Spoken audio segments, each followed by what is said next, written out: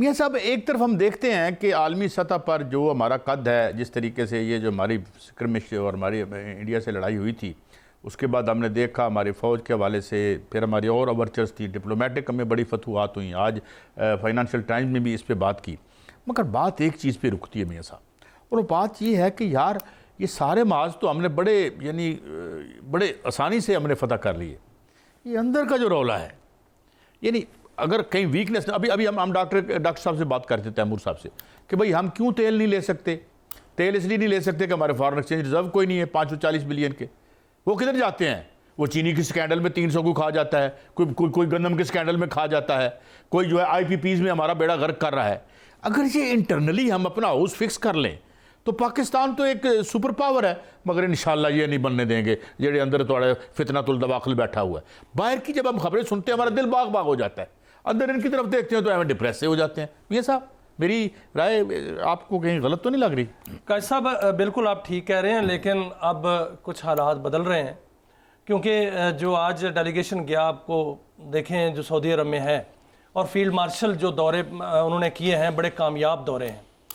और वो मिस्र गए, वो उर्दन गए, वो सऊदी अरब गए, और वहाँ पर क्या बात हुई? वहाँ पर जो है वो दिफा पर बात हुई।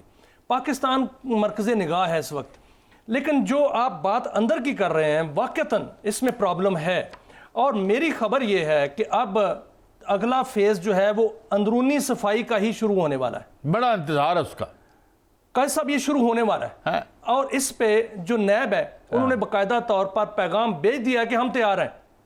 नैब ने तमाम जिस तरह टारगेट लॉक करते हैं ना, इस तरह टारगेट अपने लॉक कर लिए हुए। यानी आप ये समझते हैं कि अगली दफा मौसम की खराबी की वजह से चीनी बनाने वाले 300 अरब रुपए की दिहाड़ी नहीं लगाएंगे? बिल्कुल नहीं लगाएंगे। अच्छा, ना गंदा मौसम कभी हमारे मफाद में भी होगा, कैसा की मफाद में जाएगा? नहीं, अब नहीं होगा। अच्छा। अब ना गंदम स्कैंडल होगा। अच्छा। कोशिश की जा रही है कि जो हार्ड स्टेट की तरफ जा रहे हैं हम, वो सिर्फ ये नहीं है कि हम जो है वो यहाँ पर अमन और ईमान की सूरत हाल बेहतर करें, वो करेंगे, लेकिन यहाँ पर करप्शन को खत्म करना है। सबसे बड़ी बात जो है वो ये है, करप्शन को खत्म करना है। लेकिन सब देखें, अब जो पाकिस्तान के अंदर जो आज इस्लामाबाद के अंदर जो मैंने देखा, वो एक अजीब सा मंजर देखा है कि आज जो सुप्रीम कोर्ट के सामने कॉन्स्टिट्यूशन एवेन्यू पर एक अवामी असम्बली लगाई गई और उसमें कहा गया कि हमारे कायद के भी मुकदमे सुनो, और वहाँ वज़ीर आला KP थे, और वज़ीर आला KP हैं जो अपने लीडर को मिलने जा रहे हैं और उनको मिलने नहीं दिया जाता।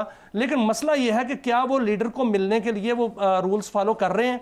एक तरफ वो इतनी सख्त बातें कर रहे हैं कि वो एस्टेब्लिशमेंट को नहीं छोड़ रहे, दूसरा वो वफाक को नहीं छोड़ रहे, और तीसरी जानब कह रहे हैं कि मैं वहाँ जाके मिलूंगा। और आज उन्होंने कहा है कि ये तौहीन अदालत है।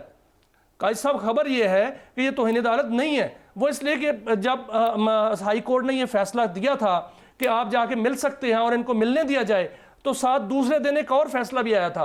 वो ये फैसला आया था कि हाई कोर्ट ने एक फैसला पहले दिया हुआ था कि जेल मैनुअल उसको फारग कर दिया था कि जेल मैनुअल जो है वो मुअत्तल किए जाते हैं। अगर किसी को कोई मिलने जाता है तो वहाँ पर सियासी बात भी हो सकती है, और वो 2 रुकनी बेंच ने उसको ख़त्म कर दिया। अब जेल वाले क्यों नहीं मिलने देते, ये खबर है। वो खबर ये है कि जेल वाले इसलिए नहीं मिलने देते कि जेल मैनुअल में लिखा हुआ है कि जो कैदी होगा, जो उससे मिलने आएगा, वो उससे सियासी बात नहीं करेगा। वज़ीर आला साहब कहते हैं कि मैंने जाकर काबीना बनवानी है, मैंने जाके अपने कायद से जो है वो इंस्ट्रक्शंस लेनी है। वो तो सियासी बातें हैं, इसलिए उनको मिलने नहीं दिया जा रहा। जो उनकी 1-on-1 मुलाकात हुई है वहाँ पर कोर कमांडर साहब से, उन्होंने आज इसका इजहार भी किया। वैसे मैं तो ये ज़ाती तौर पर समझता हूँ, मेरी राय गलत हो सकती है, तो सियासी बात तो हमारी पार्लिमान को भी नहीं करनी चाहिए। केड़े सियासी रह गए ने? मेरा मतलब है कि इनकी जो सियासत है कि भला इनकी जो हमारे जो नुमाइंदे हैं, हमारे प्यारे, जिन्हें हम माशाल्लाह हम इलेक्ट करते हैं, या कौन करता है, अल्लाह करे हम ही करते हों, तो ये इधर भी बंद कर देते हैं।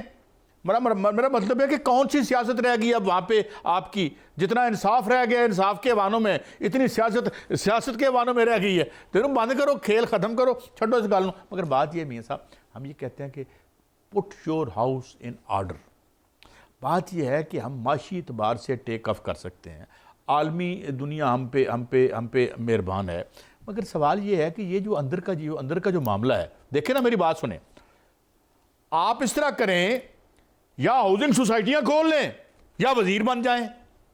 जब आप वजीर बन के हाउसिंग सोसाइटियां बनाते हैं तो वहां पे गोड़ा नहीं, जहां छत जितना पानी खड़ा होता है और आप हमें गालियां दे रहे होते हैं, क्योंकि साथ आप सियासत के साथ आप हाउसिंग सोसाइटी भी खोल रहे होते हैं, आप बिजली भी बना रहे होते हैं। तो आपका असल धंधा जो है वो है आप कारोबार कर लें यार। तो मैं नहीं समझता। देखें वो जी, देखें क्या होता है, मैं बताता हूँ होता क्या है। पॉलिसी बन गई है कि जनाब हमने वो क्या है जी, वो इंपोर्ट करने हैं जो वो चलते हैं सोलर। तो पता चलता है सही प्राइम मिनिस्टर सईद काजी साहब के फर्जंदे अर्जुमंद सोलर इंपोर्ट कर रहे हैं। तो मेरा ख्याल है इनकी सियासत बंद कराएं और तुम कारोबार ही कर लो। नहीं ये गंद है मियां साहब, ये रौला है मियां साहब, ये बड़ा रौला है। काजी साहब देखें, सियासतदान को कारोबार नहीं करना चाहिए, उसको सियासत करनी चाहिए, इसमें कोई शक नहीं। मुझे बताएं केड़े वजीर जो हैं, कितने वजीर जो हैं जिनकी हाउसिंग सोसाइटियां बताएं। बिल्कुल ऐसा है, किसी की हाउसिंग सोसाइटियां हैं, किसी का कारोबार है, किसी के फिर वो सियासत नहीं करेंगे, किसी का आईपीपीज है, इसमें कोई माल सर इसमें कोई शक नहीं। लेकिन दूसरी जानब मैं देख रहा हूं कि 2 हफ्ते हो चुके हैं, बल्कि उससे ज्यादा वक्त हो चुका है, काबीना नहीं बन रही केपी सूबे की। काबीना क्यों नहीं बन रही? वहां 12 रुकनी काबीना जिसने काम करना है, वहां पर गवर्नेंस करनी है, वो नहीं बन रही।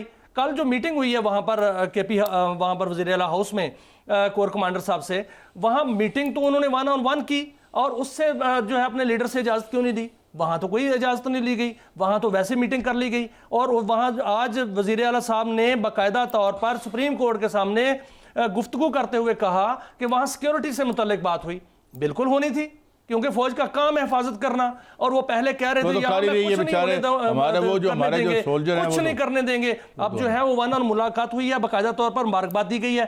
पूछते ना पहले अपने लीडर से, सर देखें कड़वा जो है थू मीठा मीठा ऐसे नहीं होता। मैं तो इस कंट्रोवर्सी में नहीं जाता, उन्हें बनानी है बनाए, नहीं बनानी ना बनाए। मैं सिर्फ एक बात कहता हूँ कि एक बात तय और साबित हो चुकी है, जो कही तो 2500 साल पहले, इससे पहले अफलातून ने कही थी कि ये जो है ना, ये करियाना जो है ना, इसको सियासत में ना डालें। तो इससे जो हमारा गंद पड़ा है मियां साहब, इससे इतना बड़ा गंद पड़ा है कि अब क्या है कि भाई अपने जो इख्तियारात हैं वो तो आपने कैपिचुलेट कर दिया। अब रह के क्या इख्तियार रह गया? कारोबार कर लो अब सरकार के साए में और पॉलिटिकल पावर के साए में। ये इशू है, जिस दिन हमने ये इशू सॉल्व कर लिया मियां साहब, ये फॉर्मिडेबल मुल्क है। काजी साहब बिल्कुल ठीक है। देखें सिंध में क्या हो रहा है, सिंध में भी यही कुछ हो रहा है, पंजाब में भी यही कुछ हो रहा है, बलूचिस्तान में तो खैर वहाँ तो सूबा जो है वो बिल्कुल दहशतगर्दी का शिकार है, और वहाँ से जितना फुल ऑफ एनर्जी है हम उससे फ़ायदा उठा लें तो पाकिस्तान 3 ट्रिलियन इकॉनमी बन जाएगी। लेकिन हम वहाँ फ़ायदा उठाने की कोशिश कर रहे हैं और इंशाल्लाह उठाएंगे। लेकिन सर जो एक जमात जो इंसाफ की नंबरदार थी वो केपीके में क्या कर रही है? केपीके के अंदर सर इस वक्त लोग सवाल कर रहे हैं कि उनको वहाँ पर कोई ना कोई रिलीफ चाहिए। वहाँ पर अब वजीर नहीं है, वहां पर कोई भी वजारत दाखिला का वजीर नहीं है, वहां पर जो है खुराक का वजीर नहीं है, वहां सेहत का वजीर नहीं है। वहां क्या होगा? एक वजीर आला क्या करेगा सर? साहब मैं ये कहता हूं, आप इस तरह करते हैं, सिंध में चले जाते हैं, आप सिंध में देखें जो हशर हुआ वहां के हमारे सिंधी भाइयों का, यहां पे पता करा लेंगे किस किस की हाउसिंग सोसाइटी में, पंजाब में देख लें, इको काम है। जब तक हम सियासत को कारोबार समझ के करेंगे और इसे पैगम्बराना पेशा नहीं समझेंगे तो यही दुकानदार आगे आएंगे और हमारा बेड़ा गर्क करते रहेंगे। 35-40 साल तो मुझे भी हो गया इस साफत के शिकंजे के, शिकंजा आवाम के गिर्द ही आया है। अल्लाह करे आपकी बात ठीक हो।